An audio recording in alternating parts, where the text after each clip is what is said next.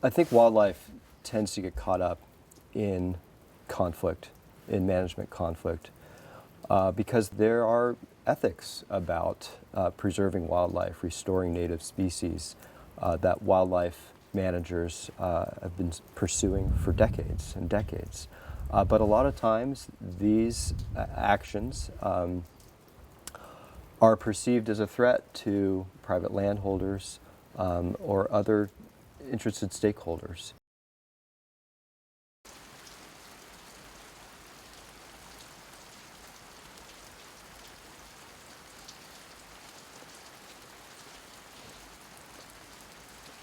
People don't realize it, but if you have 75 elk dining with 300 cattle, and they're eating nearly the same quantity as your dairy animal, and drinking the same amount of water, and you're in a drought and you have less pasture, you're basically using a lot of labor to manage animals that are not of a productive nature in your operation.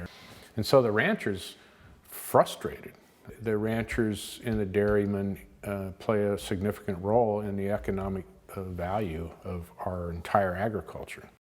What you're looking at over here is the California coastal prairie of Point Reyes National Seashore. It's the place where we have the greatest opportunity to reestablish what it was in the 19th century.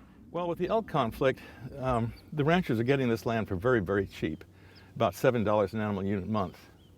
Very, very cheap, their leases on it. And so they've got thousands of head of cattle out there. We think that they can share the grass with the elk here. If the elk can't live with the cattle or vice versa, then I think, from my point of view, the cattle have got to go. Our family's been actively involved in agriculture in Marin County since the 1850s. The biggest challenge I think that the agricultural community has is that there is a plan on the books that requires the Park Service to be responsible for animals that they have moved, and they're not fulfilling their responsibility. And the hope is that the National Park will come up with a plan to get those elk back into the wilderness zone, the area that's designed for them, because they're competing with the agriculturalists on the pastoral zone, the part of the park that was in concept put there or preserved for the agricultural activities. The issue really comes down to proper communication, and I think the best way to kind of get politics off the table is to have a really open environment where folks can listen to each other and folks can take the other viewpoints into consideration with good faith.